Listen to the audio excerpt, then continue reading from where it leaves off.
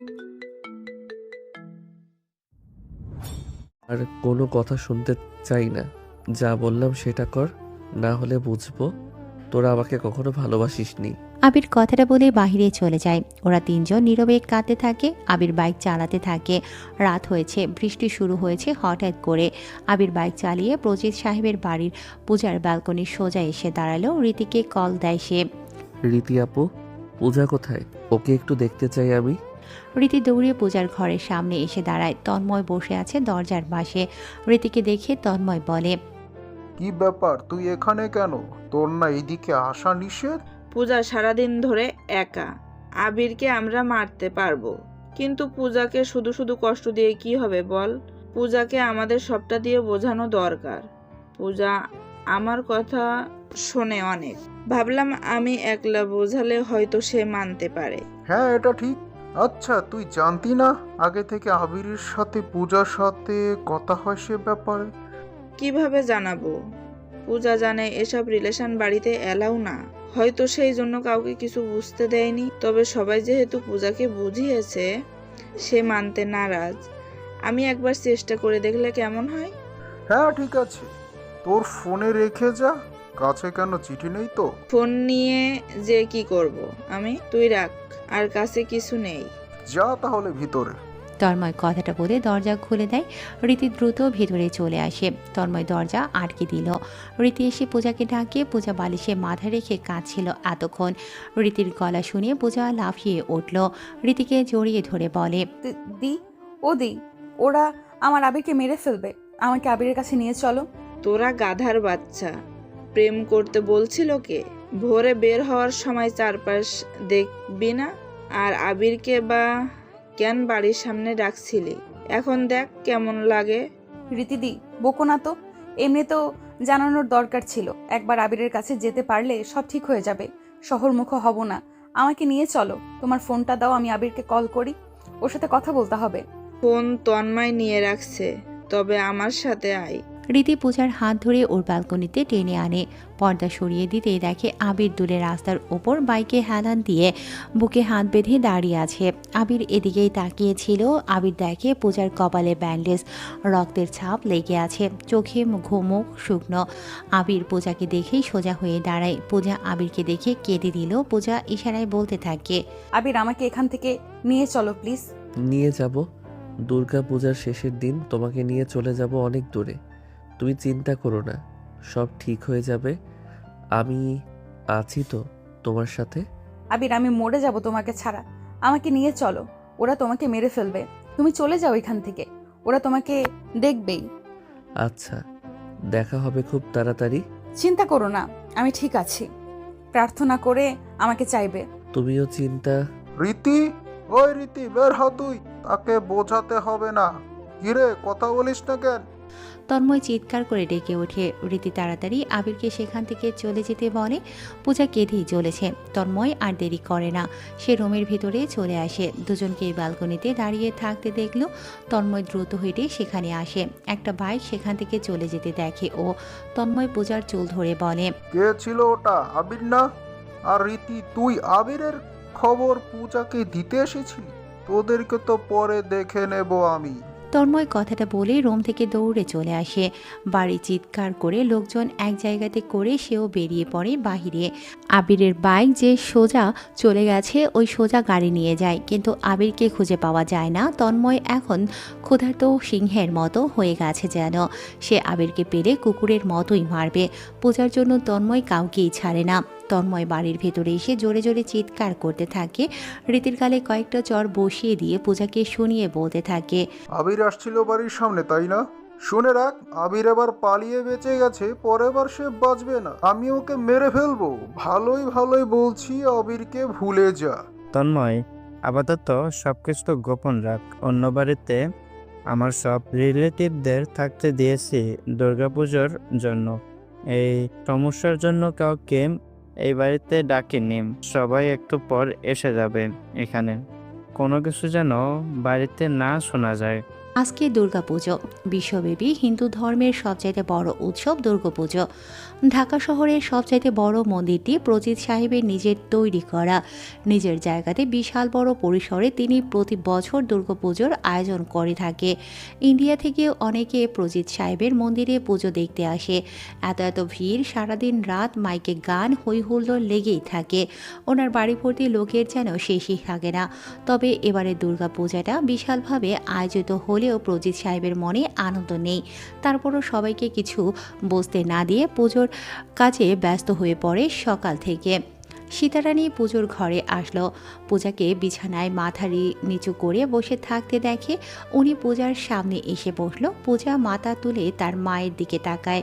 পূজার চোখ মুখ শুকনো হয়ে আছে। সীতা দেবী বলে, মা, তোর বাবা সোজা জানিয়ে দিয়েছে আজকে থেকে মন খারাপ করে থাকলে সে সোজা আবিরকে যেয়ে মেরে ফেলবে। বাড়িতে মেহমান, তারা জানে না কিছুই। ওরা যদি শুনে এই বাড়ির সবচাইতে ভালো মেয়ে, তোর বাবার আদরের মেয়ে, ভালোবাসা নিয়ে সিক্রেট করছে, তাহলে কেমন হবে বল? আর ভুলেও যদি জানতে পারে পূজা একটা মুসলিম ছেলের সাথে সম্পর্কে জড়িয়েছে, তোর বাবার সম্মানটা কোথায় যাবে ভাবছিস? দেখ, আমি তোকে ভালোবাসি, তোর কষ্টটা আমি বুঝি। আমি চাই তোর সাথে আবিরের দেখা হোক, কথা হোক। আমিও তোকে হেল্প করব, তো তার জন্য অন্তত পুজোর কদিন হাসি খুশি থাক প্লিজ মা। পূজা তার মাকে জড়িয়ে ধরে মায়ের বুকে মাথা রেখে বলে, সত্যি মা, আমাকে তুমি আবিরের সাথে কথা বলিয়ে দিবে? মা, আমি আবিরকে ছাড়া ভালো নেই, কখনো ভালো থাকতে পারবো না। মা, আমাকে আবিরের কাছে যেতে দাও প্লিজ। সীতা দেবী পূজার মাথায় বিলি কেটে বলে, চিন্তা করিস না, আমি আছি তো। নে যা, স্নান করে নে, তোর পছন্দের ড্রেস বের করে দিচ্ছি। পূজা তাড়াতাড়ি উঠে বলে, না মা, আমি শাড়ি পরবো, আবির আমাকে দিয়েছিল। যাও, আমি এক্ষুনি স্নান করে আসছি। সীতা দেবী চলে যায় রুম থেকে। পূজা ওয়াশরুমে দৌড়ে চলে গেল। অনেকটা সময় ধরে স্নান করে বেরিয়ে আসে। আবিরের দেয়া সাদা রঙের লাল পেরে শাড়ি পরে নিল। রুম থেকে বের হয়। পূজার ছোট ভাই প্রান্ত দৌড়ে আসলো পূজার কাছে। বাড়ি ভর্তি সব লোকজন। পূজাকে দেখে সবাই অবাক, কারণ পূজার হাতে লাল চুড়ি আর সাদা শাড়িতে চমৎকার লাগছে। তন্ময় পূজার কাছে এসে বলে, কি ব্যাপার, তুই কাচের চুড়ি পরেছিস কেন? আমাদের রীতিতে এসব পরার প্রয়োজন নেই। আমি একটা মুসলিম ছেলেকে ভালোবাসি। সে চায় না কপালের টিপ, কপালের তিলক, হাতে হাবিজাবি পরে থাকি। তোর আবিরকে আমি... চুপ কর, আবির আমার, সে আমারই থাকবে, কথা বলবি না তুই।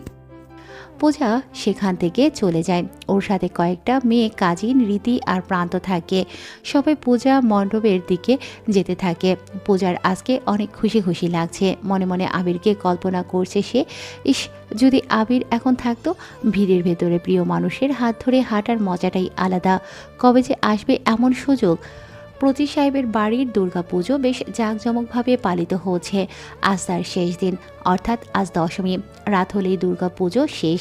আজকে যেন শহর ও শহরের বাহিরের লোক প্রজিত সাহেবের পুজো মণ্ডপে এসে ভিড় জমিয়েছে। দুপুরের পর থেকে গিজ গিজ করছে মানুষে। অনুষ্ঠানের আয়োজন করা হয়। মণ্ডপে ডান্সার আসে অনেকগুলো। দেবী দুর্গার সামনে নাচ, গান, কীর্তন, পুজো, ধূপ, আরতি সব করা হয়। বিকেলের পর থেকে পা ফেলার জায়গাটুকু যেন নেই। পূজা বিকেলেই এসেছে মণ্ডপে, কিন্তু আর বেরি হতে পারেনি। বের হবে হবে করে সন্ধ্যা হয়ে এসেছে। পূজা বাড়ির দিকে আসার প্রস্তুতি নিয়েছে। মণ্ডপের পেছনে অনেকগুলো কাপড় টাঙানো, চারপাশে ঘিরে রাখা হয়েছে। যা হবে সব সামনে হবে, পেছনে কেউ আসবে না।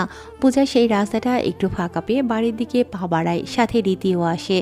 দুজনে হাঁটছে। হঠাৎ পূজাকে কেউ যেন জোরে হাত টান ধরে সেখান থেকে নিয়ে যায়। বিশাল কাপড় টাঙানো, তার ভেতরে পূজাকে যেন এনে দাঁড় করিয়ে দিয়েছে।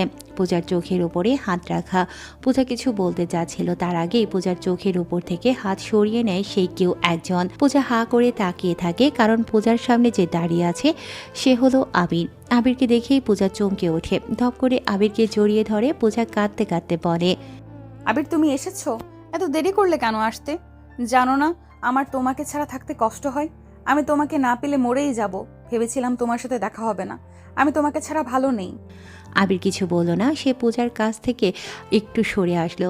পূজার গাল বেয়ে পড়া জলগুলো মুছে দেয় এক হাত দিয়ে।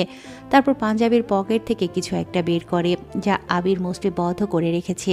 পূজা আবিরের দিকে কৌতূহলী দৃষ্টিতে তাকিয়ে থাকে। আবির পূজার সামনে মুষ্টিবদ্ধ করে রাখা বাম হাতটি মেলে ধরল। হাতের উপরে সিঁদুরের কৌটা দেখে পূজা চোখ বড় বড় করে আবিরের দিকে তাকায়। আবির দেরি করে না, সিঁদুরের কৌটো থেকে আঙুলে সিঁদুর তুলে নিয়ে পূজার কপালে সিঁদুর লাগিয়ে দেয়। পূজা কেঁপে ওঠে যেন, আবিরের দিকে এখনো অবাক হয়ে তাকিয়ে আছে। আবির পূজার কোমরে আটকিয়ে রাখা শাড়ির আঁচল খুলে নেয় এক টান দিয়ে। পূজার কোমর সহ সৌন্দর্যে ঘেরা নাভি ও ফর্সা পেট আবিরের সামনে উন্মুক্ত হয়ে যায়। আবির তখনও কোনো কথা বলেনি, তবে পূজা এক অচেনা শিহরণে যেন কেঁপে উঠছে বারবার। আবির পূজার শাড়ির আঁচলটা আবিরের কোমরে বেঁধে নিল। এরপর পকেট থেকে একটা লাইটার বের করে পূজা নিজের দিকে তাকায়। শুকনো কাঠ বেশ গুছিয়ে গোল করে রাখা আছে। আবির লাইটের আগুন সেই কাঠের উপরে ছুঁড়ে দেয়, কাঠে আগুন জ্বলে ওঠে। আবির হাঁটা শুরু করে, আগুনের চারপাশ দিয়ে গোল হয়ে হাঁটা শুরু করে। রীতি এসে দাঁড়িয়েছে সেখানে। রীতির দিকে আবির তাকিয়ে ইশারায় দূরে দেখিয়ে দেয় একটি পাত্রে ফুল রাখা। রীতি তাড়াতাড়ি ফুলগুলো আনে, ওরা হাঁটছে আর রীতি ফুল ছড়াচ্ছে ওদের ওপর। বাড়িতে ফুলের মালাও রাখা। 7 বার দুজন আগুনের পাশে গোল হয়ে ঘুরে থামলো। রীতি আবিরের ইশারায় এগিয়ে আসে। আবির মালা নিয়ে পূজার গলায় পরিয়ে দিল, পূজাও আবিরের গলায় মালা পরিয়ে দিল। চলো আমার সাথে। কোথায়? এই শহর ছেড়ে বহু দূরে, যেখানে আমাদের কেউ খুঁজে পাবে না। আমরা ছোট্ট একটা ঘর বানাবো। চলো। আবির পূজার হাত ধরল। পূজা রীতির দিকে তাকিয়ে একটু কেঁদে দেয়। তারপর সেখান থেকে দুজনেই চলে আসে। 12টার সময় দশমীর অনুষ্ঠান শেষ হয়। সবাই যে যার মতো করে জায়গা ত্যাগ করছে। প্রজিত সাহেব প্রতিমার বিসর্জন দিয়ে বাড়িতে এসে বসে। সবাই একসাথে বসে জিরিয়ে নিচ্ছে। প্রান্ত সীতাদেবীর কোলের ভিতরে বসে আছে। হঠাৎ তন্ময় বলে, কি ব্যাপার রীতি, এখানে পূজা কই? প্রান্ত, যা তোর দিদিকে ডেকে আন, দরকার আছে। সারাদিন মণ্ডপে ঘুরছে, এখন রেস্ট করছে, করুক, কালকে কথা বলবে। আচ্ছা ঠিক আছে, সবাই ঘুমিয়ে পড়ো কাকা বাবু, আমার একটা কথা আছে। হ্যাঁ বল। পূজা এমনিতে একটা অন্যায় হবে করে ফেলেছে, তাকে আর এভাবে রাখা যাবে না। মানে রাখা যাবে না বলতে? আসলে আমি বলতে চাচ্ছি পূজাকে যত দ্রুত সম্ভব বিয়ে দিয়ে দেন, যেন এ ঘটনার কোনো অঘটন না ঘটে। আমরা আবিরকে পরে দেখে নেব। হ্যাঁ, এটা ঠিক কথা বলেছিস। মেয়েকে আগে সামনে রাখতে হবে, পূজার বিয়ের ব্যবস্থা করতে হবে। কিন্তু ছেলে কোথায় পাবো? যদি অভয় দেন তাহলে একটা কথা বলি। হ্যাঁ বল। তন্ময় চুপচাপ বসে ভাবতে থাকে কিভাবে বলা শুরু করবে। প্রজিত সাহেবের আদরের মেয়ে পূজা। পূজার বিয়ের ব্যাপার নিয়ে কথা বলছে তন্ময়। তন্ময় সাহস নিয়ে বলে, আপনি আপনার মেয়েকে অনেক ভালোবাসেন, তাকে চোখে চোখে আড়াল করতে চান না। যদি কিছু মনে না করেন, পূজাকে আমি বিয়ে করতে চাই, মানে সে বাড়ির মেয়ে বাড়িতেই থাকবে, আমরা তাকে সেভ রাখতে পারবো। আপনার জন্য এ অবধি সবকিছু করেছি, তাই আপনার থেকে হ্যাঁ আশা করাটা আমার নিশ্চয়ই বড় অপরাধ নয়। প্রজিত সাহেব গম্ভীর দৃষ্টিতে তন্ময়ের দিকে তাকালো, তারপর বলল, আচ্ছা ঠিক আছে, কালকে পূজার সামনে এটা নিয়ে কথা হবে। সবাই ঘুমাতে যাও। প্রজিত সাহেবের কথা মতো সবাই যে যার রুমে যেয়ে ঘুমিয়ে পড়ে। ফজরের নামাজ শেষ হয়েছে। মসজিদ থেকে আবির বের হলো। বাহিরে বাইকের উপর পূজা বসে আছে। আবির বের হতেই পূজা এগিয়ে আসে, আবিরের হাত ধরে টেনে নিয়ে যেতে থাকে। মসজিদের ইমামের ঘরের সামনে এসে দাঁড়ালো দুজন। দরজায় টোকা দিতেই ভেতর থেকে হুজুর দরজা খুলে ওদের দিকে তাকায়। আপনারা কাকে চান? আমরা বিয়ে করতে চাই। আপনি আমাদের বিয়ে পড়াবেন? আমি টাকা দেব, আপনি শুধু বিয়েটা পড়িয়ে দিন। বিয়ে? আপনাদের দেখে মনে হচ্ছে শহরে থাকেন। শহর ছেড়ে গ্রামে আসছেন কেন বিয়ে করতে? আসলে সত্যি বলি, আমরা পালিয়েছি, এখন আপনাকে বিয়ে পড়াতে হবে। Please help us, please. আমরা চাইলে একসাথে থাকতে পারতাম, কিন্তু আমরা বিয়ে করেই তবে থাকবো। আচ্ছা আচ্ছা ঠিক আছে। হুজুর কথাটা বলে বাইরে আসলো। কয়েকজন লোকদের ডেকে আনে, সাক্ষী হিসেবে তাদের দরকার। হুজুরের রুমে প্রবেশ করে সবাই। তন্ময় খুব ভোরেই পূজার রুমের সামনে আসলো। বাইরে থেকে রুমের দরজা আটকানো। দরজার সামনে এসে ঠক ঠক শব্দ করল তন্ময়। ভেতর থেকে কোনো সাড়া নেই। সে দরজা খুলে ভেতরে আসলো। রুমের লাইট অন করতেই দেখে সেখানে পূজা নেই। তন্ময় ওয়াশরুমের দরজার দিকে তাকায়, সেখানকার দরজাও খোলা দেখতে পায়। ব্যালকনির দিকে দৌড়ে যায় ও, সেখানেও কেউ নেই। তন্ময় রুম থেকে বের হয়ে রীতির রুমের সামনে এসে দরজা ধাক্কা দিতে থাকে। রীতি তাড়াতাড়ি রুমের দরজা খুলে দেয়। কি ব্যাপার, এত সকালে তুই? সর সামনে থেকে। পূজা, এই পূজা। তন্ময় পূজাকে ডাকতে ডাকতে ভেতরে আসলো, কিন্তু সেখানেও কাউকে দেখতে পায় না। তন্ময় বলে, তোর রুমেও তো নাই, তাহলে ওর মায়ের রুমে নাকি? রীতি অবাক হওয়ার ভান করে বলে। মানে পূজা আমার রুমে কেন থাকবে? সে তার রুমেই থাকবে। তন্ময় বলে। সে তার রুমে নেই। তন্ময় দৌড়ে প্রজিত সাহেবের রুমের দরজায় ধাক্কা দিতে থাকে। প্রজিত সাহেব এসে দরজা খুলে দিয়েছে। কি হয়েছে? এত সকালে দরজা ধাক্কা কেন? পূজা কি আপনার রুমে? না তো, আমার রুমে কেন থাকবে? তাহলে পূজা কোথায়? সে বাড়ির কোনো রুমেই নেই। মানে কি? পূজা পালিয়েছে মানে? আবিরকে আমি কসম মেরেই ফেলবো। তন্ময় সেখান থেকে ছুটে বের হয়। প্রজিত সাহেব তাড়াতাড়ি লোকজন ডেকে এক জায়গায় করে গাড়ি বের করে ক্লাবের দিকে যেতে থাকে। রাজকেও কল দেয় প্রজিত। চারপাশ গোল হয়ে 8 থেকে 10 জন মানুষ দাঁড়িয়ে আছে। মাঝখানে পূজা ও আবির বসে আছে। হুজুর বিয়ের সবকিছু রেডি করে ফেলেছে। আবিরের দিকে তাকিয়ে বলে। আপনার নাম কি? বাবার নাম সব বলেন। আবির সবকিছু বলে। হুজুর পূজার দিকে তাকিয়ে বলে। মা, আপনার নাম বলেন। পূজা আবিরের দিকে তাকায়। আবির কিছু বলে না। পূজা সবার দিকে তাকিয়ে বলে। আমি পূজা সেন, বাবা প্রজিত সেন, মা সীতা দেবী। হুজুর সহ বাকিরা সবাই হা করে পূজার দিকে তাকিয়ে রইল। পূজা কাঁদতে থাকে। সে কাঁদতে কাঁদতে বলে। আমরা ভিন্ন ধর্মের মানুষ, কিন্তু একে অপরকে ভালোবাসি। আমরা হিন্দু রীতি অনুসারে বিয়ে করেছি। সেটা আমার দিক দিয়ে ঠিক আছে, কিন্তু আবিরের দিক দিয়ে ঠিক নেই। তাই আমরা আবার আপনাদের রীতি অনুসারে বিয়ে করব। আমরা বাসা থেকে চলে এসেছি, প্লিজ ফিরিয়ে দেবেন না। আমাদের সম্পর্কের জন্য আমাদের অনেক কষ্ট সহ্য করতে হয়েছে। আর না, আমি কালিমা পড়ি, সব জানি। আপনারা বিয়েটা সম্পূর্ণ করুন। পূজা ওদের সবাইকে সবকিছু খুলে বলে। হুজুর কি করবে, কি আর করবে, বিয়ে পড়িয়ে দেয়। তারপর ওরা সেখান থেকে চলে যেতে থাকে। শহর ছেড়ে ওরা অনেক দূরে চলে এসেছে ভোর রাতেই। ঢাকা শহর ছেড়ে অনেক অনেক দূরে যেয়ে থাকবে দুজন। কষ্ট হলেও একসাথে থাকবে ওরা। পূজা আবিরের পেছনে বসে তাকে জড়িয়ে ধরে বলে। এবার পুরোপুরি আমি তোমার হয়ে গেলাম, আর কোনো চিন্তা নেই। আমরা একসাথে থাকবো সব সময়। আজকে আমাদের বাসর রাত, তাই না? হ্যাঁ, আমরা কোনো হোটেলে থাকবো না, তবে কিছু একটা ব্যবস্থা হয়ে যাবে। হ্যাঁ ঠিক আছে, আমি কেবল তোমার বুকে মাথা রেখে থাকতে পারলেই হলো। বাকিটা সব তুমি সামলাবে। দুজনে যাচ্ছে অজানার উদ্দেশ্যে। কোথায় যাবে জানে না তারা। উদ্দেশ্যহীন জার্নি। ভালোবাসার শেষ পরিণতি সুখ হিসেবে বেছে নিয়েছে পালানোর রাস্তা। একসাথে সারা জীবন থাকবে বলে ওরা সবকিছু ছেড়ে চলে যাচ্ছে দূর, বহুদূর।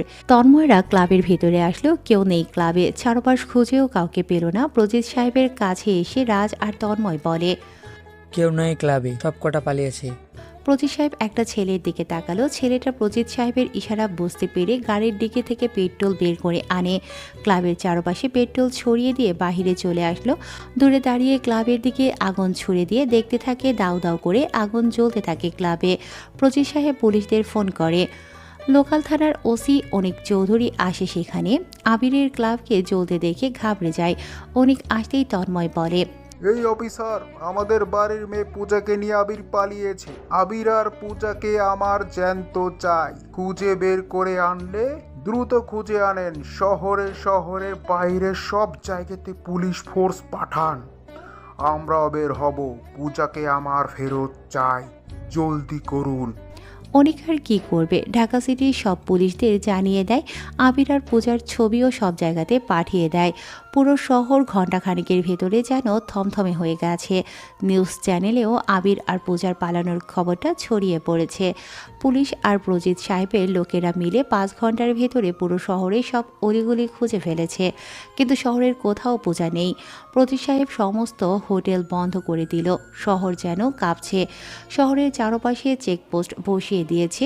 রেল স্টেশন, বাস স্টেশন, সব জায়গাতে খুঁজতে খুঁজতে যেন রাত হয়ে গেছে। সেই যে ভোরে বের হয়েছিল ওরা, বাড়িতে আসে সন্ধ্যার পর।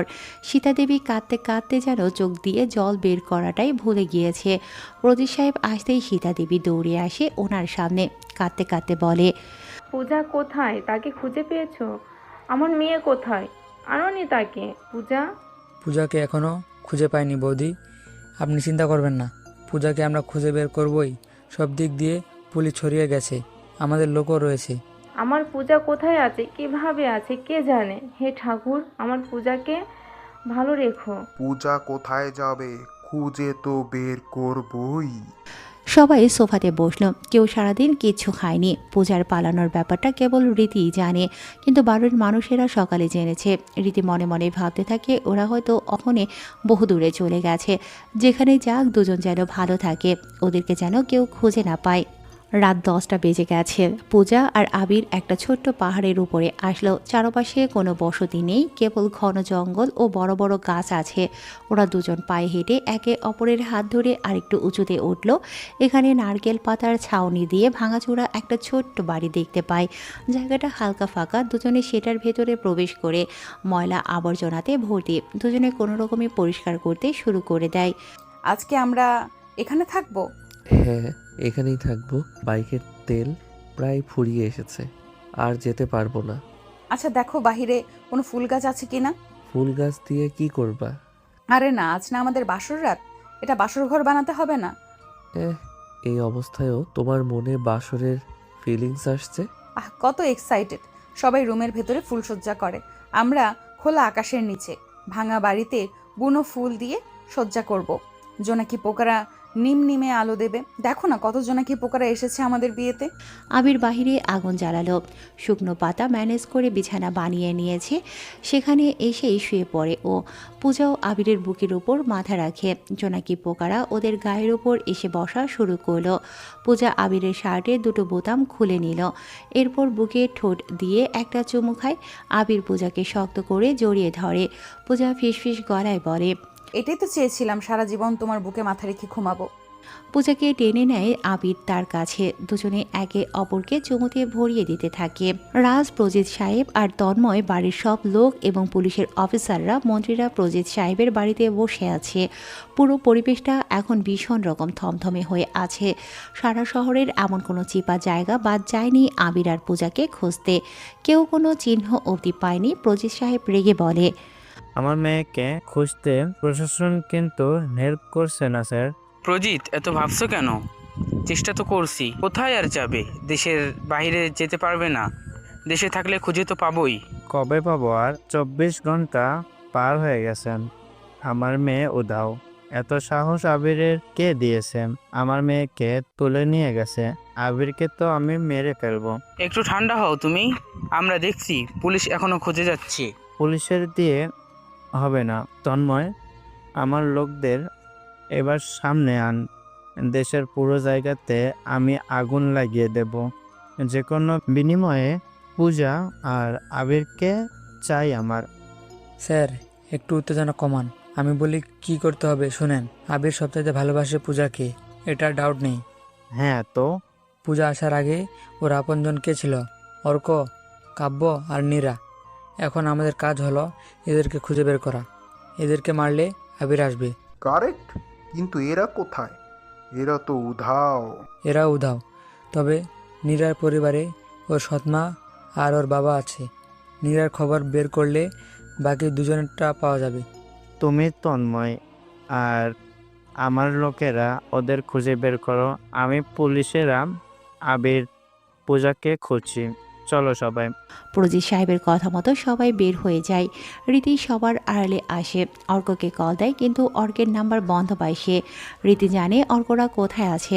অর্করা নীরাদের বাড়ির পেছনে যে ছোট্ট গলি আছে, সেখানে একটা সিক্রেট ঘর আছে। সেই ঘরের ভেতরে ওরা ছিল। এই শহর ছেড়ে ওরা কোথাও যায়নি। তবে এখন অর্ককে পাওয়া যাচ্ছে না কেন?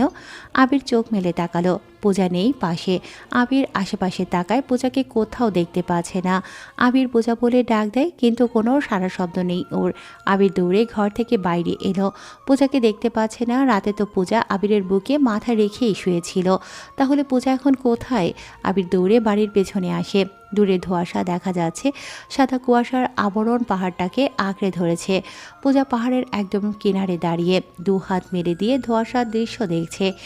আবির দৌড়ে যেয়ে পূজার হাত টেনে ধরে। এক ঝটকায় পূজা এসে পড়ে আবিরের বুকে। আবির পূজাকে জড়িয়ে ধরে কেঁদে দেয়। কাঁদতে কাঁদতে পূজাকে সে বলে, কোথায় ছিলে তুমি? চোখ মেলে তোমাকে দেখতে পাইনি। জানো কতটা ভয় হচ্ছিল আমার। মনে হচ্ছিল এই বুঝি তোমাকে হারিয়েই ফেলেছি। তোমাকে একদমই চোখের আড়াল করতে চাই না পূজা, ভালোবাসি অনেক। ধুর পাগল, কে আলাদা করবে আমাদের? কেউ তা পারবে নাকি? এই যে আমি এখানে তোমার বুকে মাথা রেখে আছি আর সারা জীবন থাকতে চাই। তুমি ঘুমাচ্ছিলে তাই ডাকিনি। দেখো কত সুন্দর সকাল। আর দেখতে হবে না, চলো এখান থেকে। কোথায় যাব গো? জানি না, তবে এখানে আর থাকবো না, যেদিকে মন চায় যাব। থাকি না এখানে, কত সুন্দর জায়গা, কেউ খুঁজে পাবে না। না, থাকবো না, চলো তো। ওরা দুজন পাহাড়ে ঘেরা ঘন জঙ্গল থেকে বের হয়। বাইকের পেট্রোল ফুরিয়ে গেছে সেই কবে। আবির পূজার হাত ধরে মেন রাস্তায় আসে। দুজনেই হাত বাড়িয়ে গাড়ি দাঁড় করাতে থাকে, কিন্তু কেউ ওদের লিফট দেয় না। একটা পিকআপ ভ্যান আসে থাকে। আবির আর পূজা দুজনেই হাত নাড়াতে থাকে। আবিরদের সামনে এসে ভ্যানটি থামলো। আবির আর পূজা পেছনের ফাঁকা ট্রলির ভেতরে উঠতে যাবে, তখনই বয়স্ক ড্রাইভার বলে, এই আপনারা কোথায় ওঠেন? গাড়িতে। কেন, আপনি তো এখানে রাখছেন আমাদেরকে নেবেন বলে। আরে দূর, কে রাখতে চাইছে? এখানে এসেই গাড়িটা গেল বন্ধ হয়ে, এই জন্য রেখেছি। হ্যাঁ, সমস্যা নেই, আমরা ধাক্কা দিচ্ছি, তারপর আমাদের নিয়েন।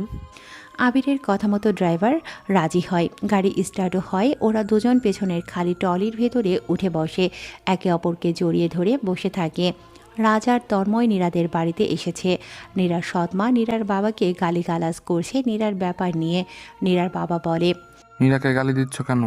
সে যাকে ভালোবাসে তার সাথে থাকলে আমাদের ক্ষতি কিসের? তন্ময় ওদের সামনে এসে বলে, ক্ষতি না হলে এটা অন্যায়, আর অন্যায়ের জন্য ওদের মরতে হবে। তোমরা কারা? নীরা কোথায় আছে? ব্যাস এটুকু জানতে চাই। মীরাকে তো আমরাও খুঁজেছি, বলেন কোথায় আছে? আমরা জানি না সে কোথায়। মেয়েটা হয়েছে আমার থেকেও খারাপ। দুইটা ছেলে আর একটা মেয়ের সাথে করে মিলে সেদিন এসেছিল বুড়োর কাছ থেকে দোয়া চাইতে। আচ্ছা মতো ঝাড়ছি বিটিরে। দুজন মেয়ে, রাজ ভাই, ওরা পূজার কথা বলছে না তো? হতে পারে, ছবিগুলো দেখা ওদের। রাজের কথা মতো তন্ময় পকেট থেকে ছবি বের করে প্রথমে আবিরের ছবি বের করে দেখায়। আবির আসছে কিনা জানতে চাইলে নীরার মা না করে দেয়। এরপর অর্কের ছবি দেখায়, তিনি হ্যাঁ বলেন। অর্ক কাব্যের ছবিতে তিনি সম্মতি প্রকাশ করে। এরপর পূজার ছবি দেখিয়ে বলে, ওই মেয়েটাও আসছিল এখানে? না, কে? এই মেয়েকে কখনো ওদের সাথে দেখিনি, তবে আর একটা মেয়ে ছিল। কে বা কারা আসছে? ওদের সামনে এত কিছু বলছো কেন? আপনারা কে? ওই বুড়ো, চুপচাপ বসে থাক, না হলে তো নীরাকে মেরে ফেলবে বলে দিলাম। আর কে আসছিল আন্টি?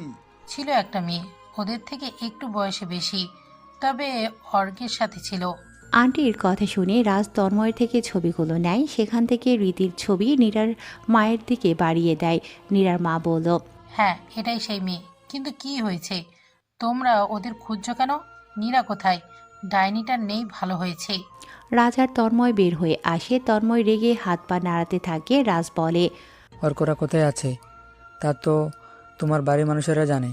রীতি এটা করবে আমি ভাবতেই পারছি না। মেশিনটা কোথায়? রীতিকে যে আমি ওপেন গুলি করে মারবো। মারবে, তবে এখন নয়। রীতি জানে ওরা এখন কোথায় আছে। যেহেতু রীতি অর্কের সাথে ছিল, অর্কের খোঁজ রীতির থেকে বেশি কেউ জানবে না। রীতি আর অর্কের ভিতরে পূজা আবিরের মতোই সম্পর্ক থাকতে পারে। রীতিকে থামো, একটা মাইন্ড গেম খেলতে হবে। যা বলছি সেভাবে করো। চলো, যেতে যেতে বলছি। রাজ আর তন্ময় গাড়িতে উঠল। রাজ সব কিছু তন্ময়কে বুঝিয়ে দিতে থাকে কি কি করতে হবে। তন্ময় এখন সেগুলোই করবে। প্রজিত সাহেব আর পুলিশেরা মিলে শহরের বাইরে ছড়িয়ে পড়েছে। প্রজিত, অনেক আর কিছু পুলিশ সহ শহরের বাইরে অনেক দূরে চলে এসেছে। 100 কিলোমিটারের ভেতরে কোনো ঘরবাড়ি ছিল না। হঠাৎ ওরা একটা ছোট্ট গ্রাম আর একটা মসজিদ দেখতে পায়। প্রজিত সাহেব গাড়ি থামাতে বলে, এখানে থামো সবাই। পূজা যদি এদিকে আসে তাহলে প্রথমবার এই গ্রামেও আসতে পারে। শিওর হওয়ার জন্য আমাদের এই গ্রামের সব মানুষকে যে জিজ্ঞাসা করতে হবে। যেহেতু শহরের কোথাও বাদ রাখিনি, এটাও বাদ রাখতে চাই না খুঁজতে, তাই আসো আমার সাথে। কিন্তু এখানে ওরা কেন আসবে? খুঁজতে কোনো সমস্যা? না স্যার, চলেন, দেন ছবিগুলো, আমি জিজ্ঞাসা করছি। ওকে। ওরা সবাই এগিয়ে যায়। গ্রামে ঢুকতেই একটা মসজিদ পড়ে। মসজিদে তখন নামাজ পড়তে ঢুকেছে অনেকে। পুলিশ আসতে দেখে সবাই তাকাতে থাকে। পুলিশ এসে ছবিগুলো বের করে দেখাতে থাকে, কিন্তু কেউ কিছুই বলতে পারে না। মসজিদের ইমাম সাহেব তখন তার ঘর থেকে বের হয়। পুলিশ আসাতে তিনিও সেদিকে তাকালেও অনেক ইমামকে ডাক দেয়। হুজুর সাহেব, এক্ষুনি একটু আসবেন। হ্যাঁ বলুন অফিসার। এই ছবিগুলা দেখুন তো। এই দুজন মানুষকে একই দেখছেন? মানে বাইক বা গাড়িতে নয়তো পায়ে হেঁটে এসেছিল। এই ছবিগুলো আমাকে দেন তো। নিন। এই মেয়ের নাম পূজা, আর এটা নাম আবির, তাই না? আপনি ওদের নাম জানলেন কিভাবে? ওরা এখানে এসেছিল। এসেছিল? কবে আর কোথায় গিয়েছেন? প্রজিত সাহেব ছুটে এসে প্রশ্নটা করলো। হুজুরের কাছে ছবিগুলো ভালো করে মেলে বলে, দেখুন ভালো করে, এরাই তো? হ্যাঁ, এরাই ছিল। পূজা মেয়েটা আবিরকে ভালোবাসে। তারা পালিয়ে এসেছিল, আমাকে বিয়ে দিতে বলেছিল। আর আগেও পূজা কপালে সিঁদুর পরা ছিল। আমরা এবার বিয়ে দেই। বাহিরে বাইক রাখা ছিল, আপনারা যেদিকে যাচ্ছেন ওই দিকে ওরা গিয়েছে। আর কিছু জানি না। অনেক জলদি চলো এখান থেকে, ওরা বেশি দূর যেতে পারবে না, আমাদের খুঁজে বের করতেই হবে। Come on. প্রদীপ সাহেব জিপের কাছে যান। ওনার লম্বা বন্দুকটি কাঁধে ঝুলিয়ে নিয়ে নিজের সিটে বসলো। পুলিশ অফিসারেরাও প্রজিত সাহেবের পেছন পেছন যেতে শুরু করে। ঢাকা থেকে অনেক অনেক দূরের একটা শহরে এসে পৌঁছায় আবির আর পূজা। শহরটা একদমই অচেনা, কিছুই জানা না ওদের। তাদের ট্রাক থেকে নামতে ড্রাইভার বলে, তোমরা কোথায় যাবে? জানি না, আশেপাশে কোনো হোটেল থাকলে বলেন, সেখানে উঠি। সামনে তেল পাম্প, তার ডান পাশ বরাবর গেলেই বড় বাজার শুরু, ওখানে গেলেই হোটেল পাবেন। ধন্যবাদ। আবির আর পূজা হোটেলের দিকে যেতে থাকে। আপাতত ওরা অনেকটা নিশ্চিত ওদের খুঁজতে এদিকে কেউ আসবে না, এবং আসলেও ওদের খুঁজে পাবে না কেউ। রীতি বসে আছে সোফায়। রাজ আর তন্ময় ভেতরে প্রবেশ করলো। রাজের ইশারা মতো তন্ময় বলা শুরু করে, কাকাকে এখনই কল করতে হবে।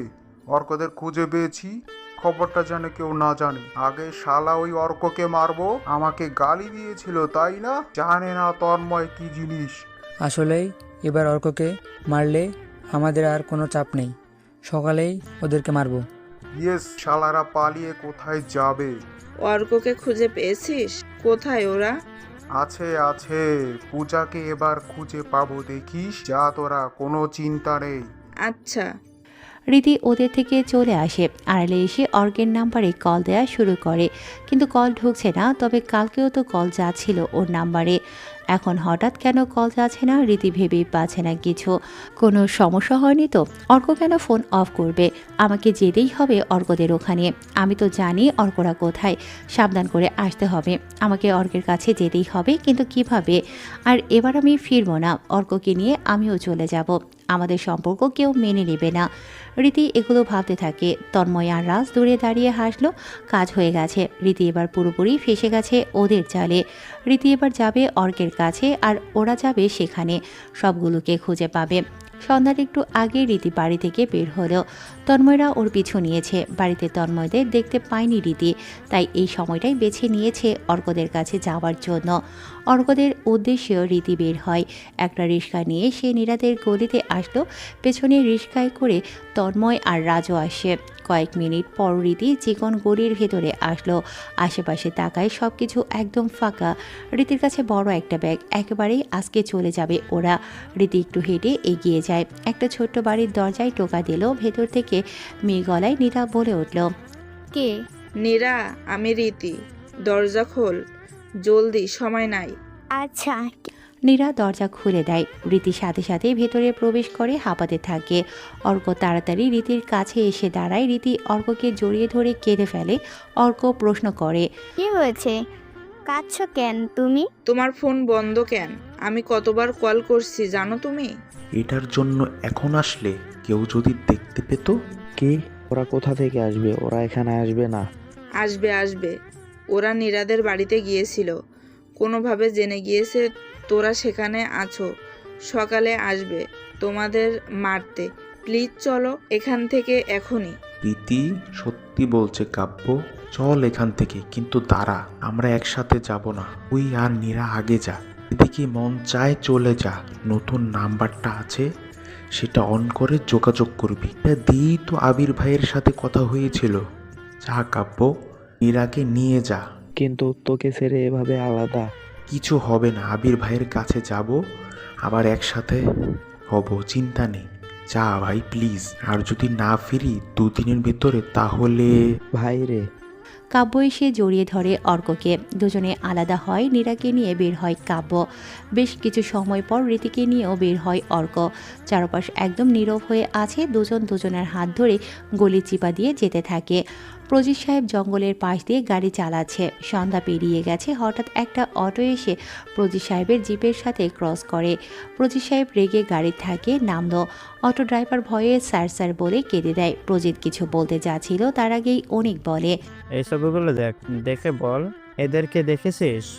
না না স্যার, দেখিনি। এদিকে থাকার মতো কোনো জায়গা আছে? রাতে থাকতে হবে? না নেই, তবে একটা উঁচু পাহাড় আছে, ওখানে ভাঙা একটা বাড়ি আছে। এই যে পশ্চিম দিকে যে পাহাড় গেছে, এদিকে দিয়ে উঁচু জায়গাতে যেতে হবে। 20 থেকে 30 মিনিট লাগবে। সেখানে রাত কাটাতে পারেন, নয়তো গাড়িতেই থাকতে পারেন। কেউ এসে ওখানে যে সময় কাটায়। কেউ এসে মানে যে কেউ? হ্যাঁ স্যার। ওই ড্রাইভারকে টাকা দিয়ে দে, অটো ঠিক করবে। আবির পূজা সেখানে যেতে পারে। Let's go. ওরা সবাই ওদিকে যেতে থাকে। কাব্য আর নীরা লুকিয়ে বাস স্ট্যান্ডে আসলো। ওরা বাসে উঠতে যাচ্ছিল, ঠিক তখনই শুনতে পায়, কোথায় যাবেন স্যার? আমাকে বাসে এসে পড়েন। তুমি কেন? আমরা হলাম মেয়ে বাড়ির লোক, জামাই আদর করার জন্য জামাই নিতে আসছি। জামাই? নীরা ওরা কি তোমার পরিচিত? না না, আমি তো চিনি না। ওই ফরমান জামাইকে তোল গাড়িতে। শাকিলের কথা মতো কে যেন এসে কাব্যের মাথায় লোহার রড দিয়ে জোরে একটা বাড়ি দেয়। নীরার মুখে রুমাল চেপে ধরে অজ্ঞান করায়। তারপর দুজনে গাড়িতে তুলে নিয়ে তন্ময়ের কথা মতো একটা জঙ্গলের ভেতরে নিয়ে যায়। প্রজিত সাহেব সেই উঁচু পাহাড়ের উপরে আসলো। একটা ভাঙাচোরা বাড়ি দেখতে পায়। দৌড়ে সেখানে যায় সবাই। সেখানে গিয়ে দেখে বাড়ির সামনে কাঠ জ্বালানোর ছাই পড়ে আছে। ভেতরে প্রবেশ করে প্রজিত সাহেব। একটি ব্রেসলেট দেখতে পায় তিনি, সেটা হাতে নিয়ে বলে, পূজা এখানে ছিল, আমার কিনে দেওয়া ব্রেসলেট এখানে পড়ে আছেন। পূজা, আমি তোকে খুঁজে বের করবই। ঘর থেকে বের হলেন তিনি। বাইরে এসে চারপাশে তাকায়, কেউ বসতেও পারবে না, এখানে কেউ এসে থাকতে পারে। চারপাশে পাহাড় ছাড়া আর কিছুই দেখা যায় না। প্রজিত সাহেব বলে, অনেক, এখান থেকে পরের শহর পৌঁছাতে কতক্ষণ লাগবে? আমি শিওর পূজারা ওই শহরেই আছেন, কারণ এখান থেকে রাস্তা একটাই, আমাদের ঢাকা শহর। তারপর বাম পাশ দিয়ে অন্য শহর, ডান পাশ থেকে আমরা আসছি। বেশি দূরে না, তবে পৌঁছাতে 3-4 ঘন্টা লেগে যাবে। দিনের আলো ওঠার আগেই পৌঁছাতে হবে আমাদের ওই শহরে। Let's go. প্রজিত সাহেবের কথা মতো সবাই ওনার পেছন পেছন যেতে থাকে। প্রজিত সাহেবের মনে কেবল পূজার কথা ঘুরপাক খাচ্ছে। ছোট্ট বস্তির ভেতর দিয়ে অর্করা অনেকটা পথ হেঁটে এসেছে। চারপাশ এখন অনেক নীরব। রাতটাও গভীর হয়েছে। রীতি অর্কের হাত ধরে আছে। দুজনে মুখ ঢেকে যাচ্ছে। হঠাৎ একজন বলে উঠল, রীতি, আমি কি এগিয়ে দিয়ে আসবো? ওরা দুজন থেমে যায়। রীতি চমকে পিছনে ঘুরে তাকালো। তন্ময় দাঁড়িয়ে আছে। রীতি তন্ময়কে দেখে লাফ দিয়ে ওঠে। ভয়ে গা যেন শিউরে উঠল। অর্কের হাতটা শক্ত করে ধরল রীতি। ভয়ে মুখ দিয়ে যেন কথা বের হচ্ছে না। অর্ক বলল, তন্ময়, আমাদেরকে যেতে দে, ওর সাথে কোনো ঝামেলা করতে চাই না। আহা হিরো আমাকে হুমকি দেয়, আমি তো কিছু বলিনি, হেল্প করতে আসলাম, এমন করিস কেন? তো তন্ময়, আমি তোদের পরিবারের কেউ না। আমাদের ভালোবাসা তোদের কিছুই আসে যাবে না, যেতে দে। তুই পূজার বেস্ট ফ্রেন্ড, আমাদের পরিবারের সাথে তুই মিশে আছিস। আমরা যা খাই তুই সেটাই খাস। আমরাই তোকে কাপড় কিনে দিই যা পূজাকে দিতাম। বড় কথা, তুই মুসলিম ছেলের সাথে পালিয়ে যাচ্ছিস, এটা তো তন্ময় হতে দেবে না। আমি বেঁচে থাকতে হিন্দু মুসলিম প্রেম কখনো পূর্ণতা পাবে না। তাহলে তোকে আমি... অর্ক পুরো কথা শেষ করতে পারে না। পেছন থেকে কে যেন ওর মাথায় জোরে আঘাত করে। অর্ক ছিটকে যেয়ে পড়ে দূরে। রীতি দৌড়ে অর্কের কাছে যায়, অর্ককে সোজা করে ধরে। যে অর্ককে মারে সে হলো রাজ। রীতি চিৎকার করে কাঁদতে থাকে, তন্ময় প্লিজ অর্ককে মারিস না, আমরা তো তোদের কোনো ক্ষতি করিনি, আমাদের যেতে দে, আমরাও অনেক দূরে চলে যাব, কখনো কাউকে কিছু বলবো না, প্লিজ আমাদের যেতে দে। তন্ময়, সবগুলোকে গাড়িতে তোল। অর্ক কোমর থেকে পিস্তল বের করে, কিন্তু তন্ময় এসে তাকে একটা লাথি দেয়। তন্ময়ের পিস্তল দূরে গিয়ে পড়ে। রীতি কাঁদতে থাকে আরও। রাজ এসে রীতির গালে কয়েকটা চড় লাগিয়ে দেয়। রীতি চড় খেয়ে অর্কের বুকের উপর যেয়ে পড়ে। অর্ককে কয়েকজন মিলে লাথি মারতে থাকে। রীতিকে টেনে নিয়ে যায় তন্ময়। রীতি বারবার অর্ককে ছেড়ে দেওয়ার কথা বলে অনুরোধ করে কাঁদতে থাকে। অর্ক প্রায় আধমরা অবস্থায় পড়ে থাকে। তন্ময় রাজের কাছে পিস্তল ছুড়ে দেয়। রাজ পিস্তলটি ক্যাচ করে নিয়ে হাতের মধ্যে রাখল। তন্ময় এগিয়ে আসে অর্কের কাছে। অর্কের হার্টের উপর ছুরি রেখে বলে, আবির কোথায় আছে বল, দেখ আমি কিন্তু সবটা জানি। আব্বু আর নীরা আমার কাছে আছে, নতুন নাম্বার থেকে আবিরের সাথে যোগাযোগ করিস। সব কিছু জানি, তাই বল আবির কোথায়? আমি মরে গেলেও সেটা বলবো না। কিন্তু তোকে তো এখন মারবো না রাজদা। তন্ময় রাজের নাম ধরে ডাকতেই রাজ তার হাতে থাকা পিস্তলটি রীতির মাথার কাছে ধরলো। অর্কের মাথা উঁচু করে তন্ময় দেখালো সেদিকে। রীতিকে মারতে আমারও হাত কাঁপবে না? রীতি তোর জন্য বেঁচে থাকবে। অর্ক, তোমার দিব্যি, কাউকে কিছু বলবে না, প্লিজ বলো না। আহা কি প্রেম! বলবি নাকি? রাজদাকে বলবো সোজা? বলছি। অর্ক, আবির আর পূজা ভালো থাকুক, তুমি কিছু বলিও না, ওরা ওদেরকে মেরে ফেলবে। প্লিজ, আমি মরে গেলেও বলবে না। রাজদা এত কথা ভালো লাগছে না, রীতিকে আগে তুলে নিয়ে ধর্ষণ করো। অর্কের সামনেই সেটা করবা, দেখুক সে রাজি তো। অর্ক, তুই এত হারামি, তোর থেকে রাস্তার কুকুরও অনেক ভালো রে। চুপ কর, আমি আবার কবে বললাম আমি ভালো? রাজ রীতির বুকের উপর থেকে ওড়না টেনে ছুঁড়ে মারে অর্কের দিকে।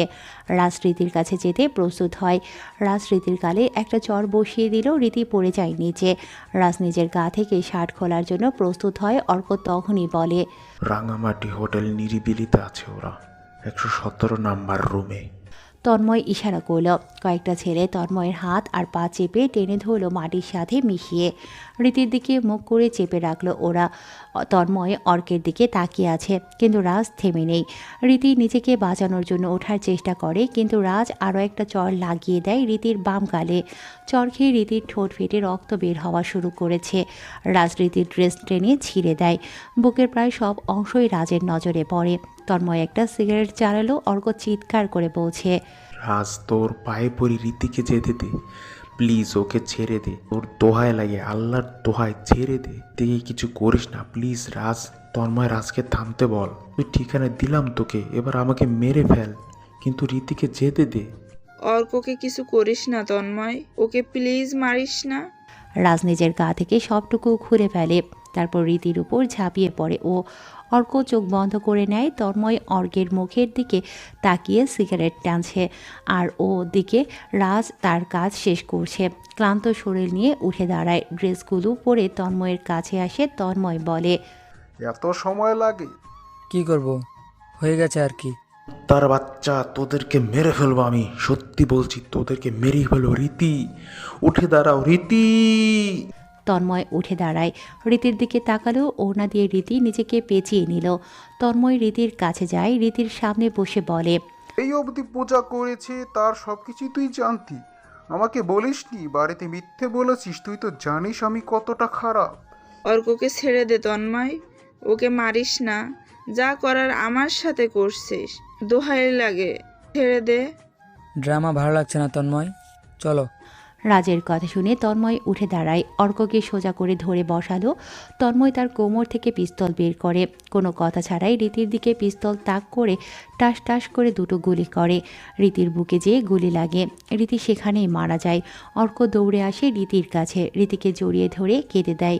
অর্কের কাছে একটি ছুরি পড়ে থাকে, ও সেটা হাতে নেয়। তন্ময়ের দিকে এগিয়ে আসে ছুরি নিয়ে, ঠিক তখনই আরও কয়েকটা গুলি চলে। গুলিগুলো অর্কের গায়ে এসে লাগে। অর্ক যেয়ে ছিটকে পড়ে রীতির পাশে। রাজ অর্ককে গুলি করে, কয়েক সেকেন্ডের মধ্যেই অর্ক সেখানে মারা যায়। তন্ময় মেসেজ করে প্রজিত সাহেবকে, সেখানে আবিরের ঠিকানা লিখে দেয়। প্রজিত সাহেব তখন শহরের কাছাকাছি এসে পৌঁছেছে। তন্ময়ের কাছ থেকে আবিরের ঠিকানা নিয়ে তিনি অনিককে বলে, আবিরের ঠিকানা পেয়ে গেছি, তন্ময় জানিয়েছে সামনে শহরে একটা হোটেলে আছে, নাম নিরিবিলি, সেখানে 117 নাম্বার রুমে ওরা আছে, জলদি গাড়ি চালাও। কিন্তু আপনি ওদেরকে কিছুই বলতে পারবেন না, ওরা প্রাপ্তবয়স্ক, ওদের স্বাধীনতা আছে, ওরা সিদ্ধান্ত নিতে পারে, তাই আপনি সম্পর্ক না মেনে ওদের কিছু করলে এটা আইনের কাছে অন্যায়, তখন আপনাকে গ্রেপ্তার করতে বাধ্য হব, ওরা পুলিশের সাহায্য নিতে পারবে। বুঝলাম। আবির ওঠো, নামাজ পড়বা যাও। পূজার কথা শুনে আবির লাফ দিয়ে বিছানা থেকে উঠল। পূজা অলরেডি উঠে বসে আছে। আবির ঘুম ঘুম কণ্ঠে বলল, কিসের নামাজ? কয়টা বাজে? ফজরের নামাজ, আজান শেষ। নিজেই সময় দেখে নাও, নামাজ পড়ে আমরা এখান থেকে চলে যাব। অন্য কোথাও যেয়ে পার্মানেন্ট থাকতে হবে, এভাবে হোটেলে হোটেলে থাকা ঠিক না। আচ্ছা ঠিক আছে। জলদি অজু করে আসো। আবির অজু করে আসলো। পূজা নামাজে সব কিছু রেডি করে দেয়। আবির রুমের ভিতরেই নামাজ পড়ে আর পূজা বিছানায় বসে আবিরের দিকে তাকিয়ে থাকে। নামাজ শেষ করে আসে আবির। পূজা আবিরকে জড়িয়ে ধরে বুকে মাথা রেখে শুয়ে থাকে ওরা কিছু সময়। পূজার একটু চোখ এঁটে আসছিল। হঠাৎ দরজায় কড়া নাড়ার শব্দ শুনতে পায় ওরা। দুজনে চমকে ওঠে। হোটেল বয়ের গলায় কথা শুনতে পেল ওরা। আবির যেয়ে দরজা খোলে। দরজা খুলতেই আবির চমকে যায়। প্রজিত সাহেব আর সাথে পুলিশ দাঁড়িয়ে। আবির পূজাকে ডাকলো। পূজা এগিয়ে আসে। তার বাবাকে দেখে ভয়ে আটকে উঠল। আমতা আমতা গলায় পূজা বলল, আপনি এখানে? মা, আমি তোকে নিতে এসেছি রে। আমাকে বুঝিয়ে বলতি, আবিরকে ছাড়া তুই থাকতে পারবি না। আমি না হয় তোদেরকে আলাদা করে শহরে রাখতাম। পালিয়ে আসলি কেন? সরি মা, আমি তোদের সম্পর্কটাকে মেনে নিইনি। আমাকে মাফ করে। আমার তোকে ছাড়া থাকতে কষ্ট হচ্ছে। আমার একটাই মেয়ে, তুই কত আদরে তা তুই বুঝিসনি। আমি তোর জন্য সব করতে পারবো রে মা। হোটেলের অনেক লোকজন চারপাশে জড়ো হয়ে গেছে। প্রজিত সাহেব সবার সামনেই কেঁদে কেঁদে কথাগুলো বলল। সবাই প্রজিত সাহেবের কান্না দেখে আহত দৃষ্টিতে তাকায়। প্রজিত সাহেব আরও বলে, মা, আমি তোকে কতটা ভালোবাসি সেটা তুই বুঝলি না। জানিস না কতটা কষ্ট পেয়েছি। মেয়ে হারানোর কষ্ট, অপমান কতটা বেশি হয় জানিস না। চল মা আমার সাথে। আমার জামাইকে আমি আদরে রাখবো। আমার ভুলটা মাফ করে দে। এভাবে বলেন না বাবা, আমার কষ্ট হয়। আমি জানি আপনি আমাকে অনেক ভালোবাসেন, কিন্তু আমিও তো আবিরকে ভালোবাসি। আবির ছাড়া আমিও যে অচল।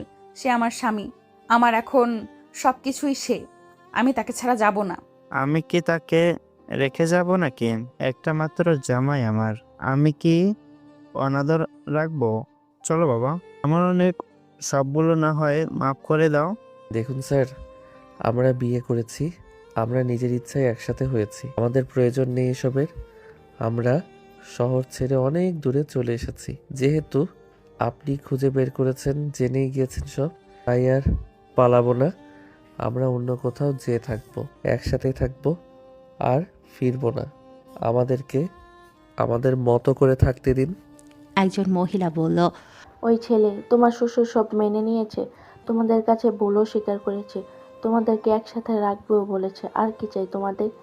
যাচ্ছ না কেন? তোমাদের এই একটাই সমস্যা, মা বাবার কষ্টটা কখনো তোমরা বুঝবে না, দেখবে না একজন বাবা কতটা কষ্ট পাচ্ছে।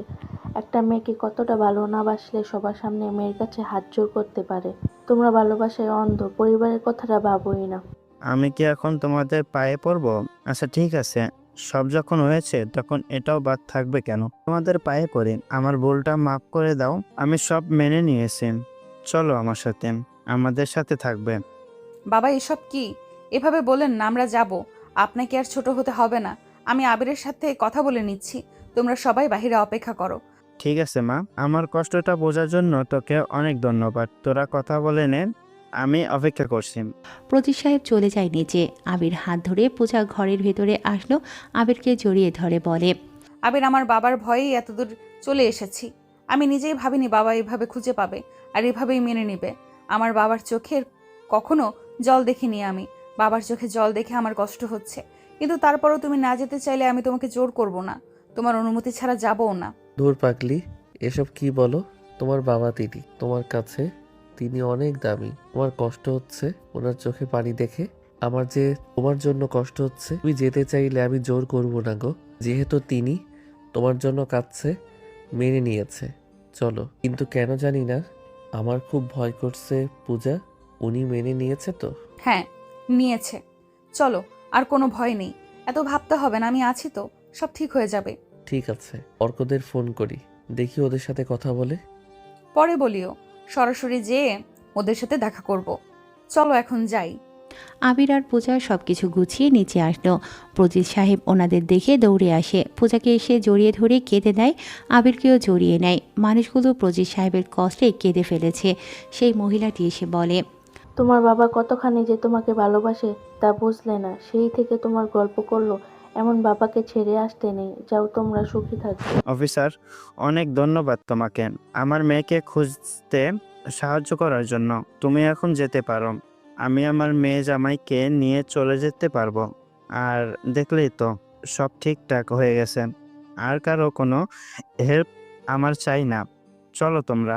ওকে স্যার, আবির সাহেব কোনো সমস্যা হলে বলতে পারেন, আপনারা সিদ্ধান্ত বদলাতে পারেন। পুলিশ প্রোটেক্ট থাকবে, কারণ আপনারা বড়, সিদ্ধান্ত আপনারা নিতে পারবেন। জি অফিসার, আমাদের কোনো সমস্যা নেই, আমরা বাবার সাথে যেতে পারবো, আপনি যান।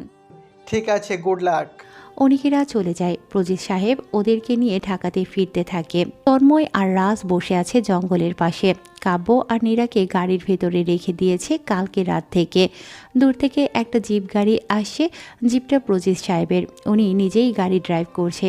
আবির আর পূজা ঘুমোচ্ছিল একে অপরকে জড়িয়ে ধরে। হঠাৎ গাড়িটা এসে ব্রেক করে তন্ময়দের সামনে। তন্ময় আর রাজ উঠে দাঁড়ায়।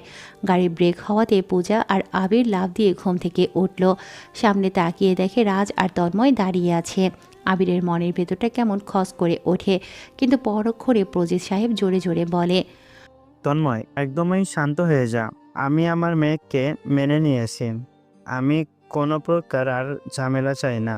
বাগানবাড়িতে যে ওদের সব কিছু বুঝিয়ে দেব। ওরা থাকবে কই, কিভাবে থাকবে? প্লিজ, আমি আর আমার মেয়ের কষ্ট দেখতে পাচ্ছি না। কি বলেন কাকাবাবু, আপনি এটা ঠিক বলছেন না? কি হয়েছে আপনার, এভাবে কথা বলছেন কেন? কিভাবে কথা বলছি বুঝিস না তোরা? আমি বললাম আমি আবির আর পূজার ভালোবাসাটাকে মেনে নিয়েছি। আমি কোনো প্রকার কিছু ঝামেলা হোক চাই না। এসব অনেক হয়েছে। মেয়ে চলে যাওয়াতে বুঝেছি কতটা কষ্টকর। ওরা বিয়ে করেছে, ওদের বিয়েটাকে আমি এখন সাপোর্ট করি। আপনি কি পাগল হয়ে গিয়েছেন? আপনি নিজেই না বলেছেন পরিবারে ভালোবাসা নিষিদ্ধ, সেখানে আবির মুসলিম ছেলে হয়ে ভালোবাসাটাকে মেনে নিচ্ছে। Shut up. আমার মেয়ের জন্য আমি সবকিছু বদলাতে পারি। তোমরা চলে যাও। না না, এটা তো হবে না কাকাবাবু। আমি তো পূজাকে নিয়েই যাব। পূজাকে আমি ভালোবাসি, পূজাকে আমার লাগবেই। তন্ময়, শুনিসনি বাবা তোকে কি বলেছে? চলে যা, তোর মতো লম্পটকে কেউ ভালোবাসবে না। ওই, এত সাহস কেন তোর? তুই জানিস না আমি কি করতে পারি? তন্ময়, এখান থেকে যা। আমরা বাগান বাড়িতে যাব। সর এখান থেকে। প্রজিত সাহেবের কথা শুনে তন্ময় পিস্তল বের করতে চাইছিল, কিন্তু রাজ এসে তন্ময়কে আটকায়। তন্ময়কে টেনে নিয়ে চলে যায় সেখান থেকে। আবির আর পূজার হাত ধরল প্রজিত সাহেব। পূজা নিজেই এত অবাক এর আগে কখনো হয়নি। তার বাবা এভাবে ওদের ভালোবাসার ঢাল হবে কেউ তা ভাবেইনি। শুধু শুধু ওরা প্রজিত সাহেবের ভয়ে শহর ছেড়েছিল। প্রজিত সাহেব ওদেরকে নিয়ে বাগান বাড়িতে আসলো। সোফাতে বসলো দুজন। পূজাকে বলে, জামা ফ্রেশ হয়ে নে। আমি আবিরের সাথে কথা বলি একটু। একমাত্র জামাই আমার। জামা। আবির, বাবার সাথে সময় কাটাও, আমি আসছি। পূজা চলে যায়। প্রজিত সাহেব তার পাঞ্জাবির পকেট থেকে একটা সিগারেট বের করে জ্বালিয়ে নিল। তারপর আবিরকে বলে, চলো হেঁটে হেঁটে কথা বলি। এটা অনেক সুন্দর জায়গা, চারপাশটা দেখতে পারবা, অনেক ভালো লাগবে। আবির ওনার পিছু পিছু হাঁটতে থাকে। দুজনে হাঁটতে হাঁটতে বাড়ি থেকে কিছুটা দূরে আসলো।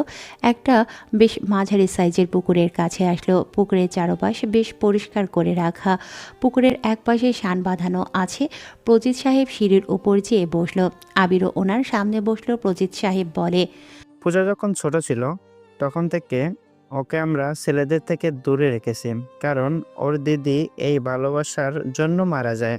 একটা ছেলেকে তার দিদি খুবই ভালোবাসতো, পূজার মতোই তাকে ভালোবাসতো।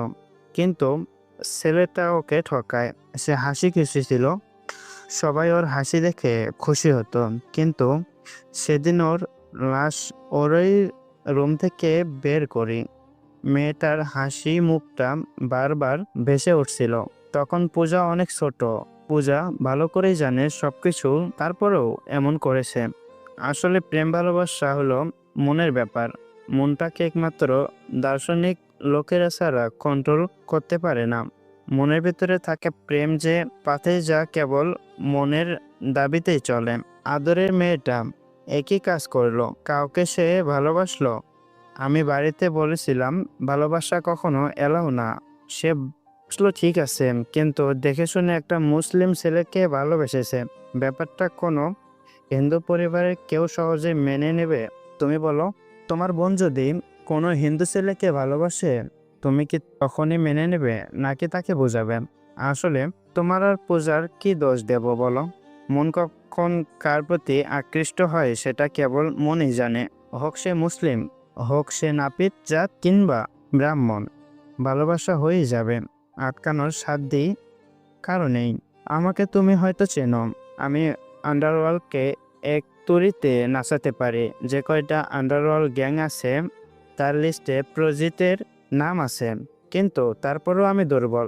রাজনীতি আমি নামে করি, পরিবার আমার কাছে বড় দুর্বলতা। তার থেকেও দুর্বলতা আমার মেয়ে। মা কালীর দিব্যি করে বলছি, পৃথিবীর কোনো শক্তি ছিল না আমার মেয়েকে আমার থেকে কেউ কেড়ে নিয়ে যাবে, কিন্তু সেটাই হলো। সাহসটা তুমি দেখিয়েছো। আমি অবাক হয়েছিলাম এমন একটা ছেলে আমার মেয়েকে তুলে নিয়ে যাবে। যাই হোক, তোমার কাছে একটা অনুরোধ, আশা করে রাখবে। তোমাকে আমি পূজাকে দেব, সাথে সবকিছু দেব। এক কথায় রাজত্ব সহ রাজকন্যা পাবে। কেউ তোমাদের কিচ্ছু বলবে না, কারো সাহস থাকবে না তোমাদের কিছু বলার। আমার মন্ত্রিত্বের জায়গাতেও তোমাকে বসাবো। আমার মেয়ের মুখের দিকে তাকিয়ে সবকিছু করতে প্রস্তুত। লাস্ট অনুরোধ, আশা করে রাখবে। জি বলুন, কি অনুরোধ? আমি রাখার মতো হলে রাখবো।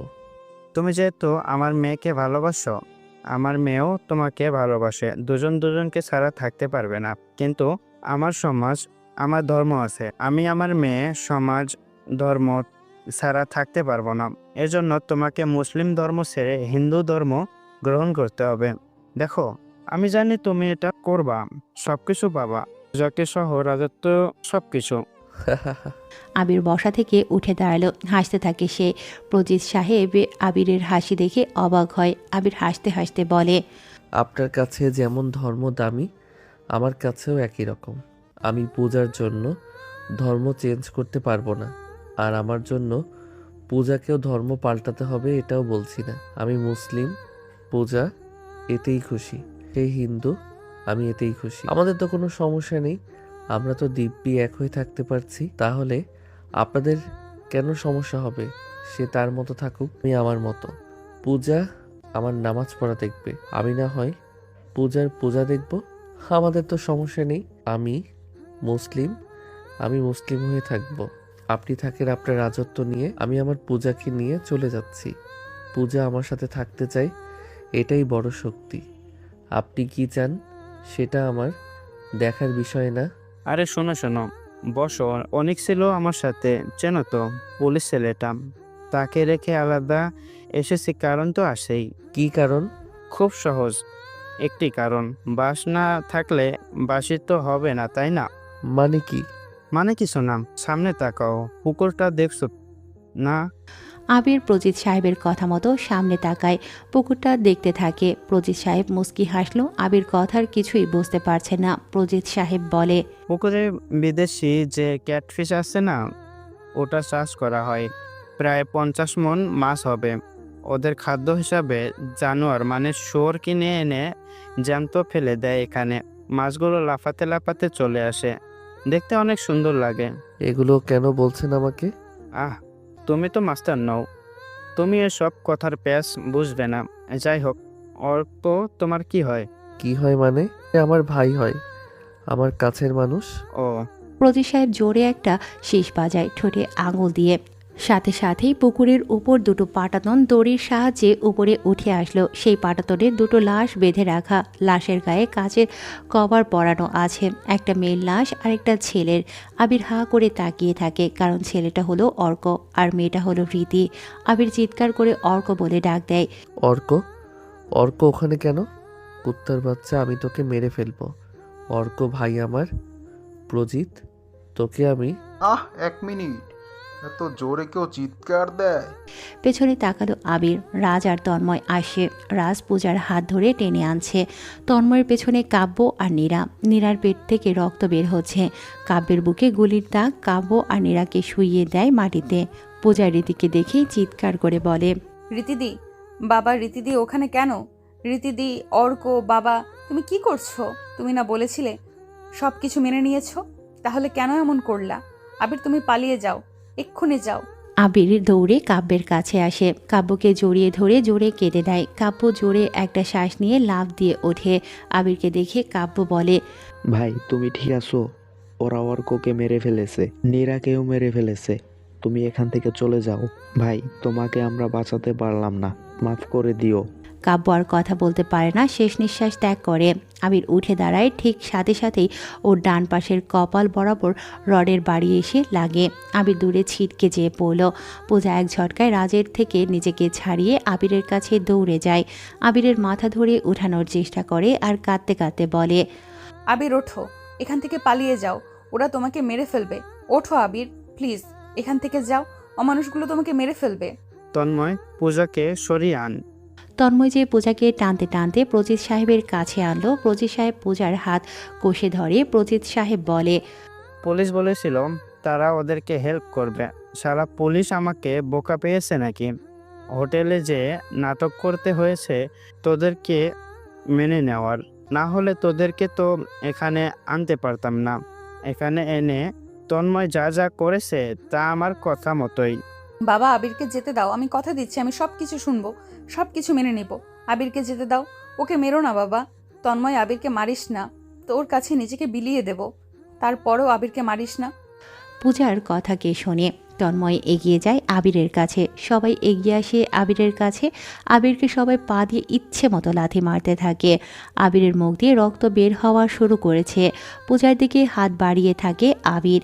পূজা ওর বাবার পা ধরে বসলো, পা জড়িয়ে ধরে বলে, বাবা, আবির মরে যাবে, আমাকে শাস্তি দাও, আমি সব মেনে নিব, কিন্তু আবিরকে মেরো না। আমরা তোমাদের কি ক্ষতি করেছি?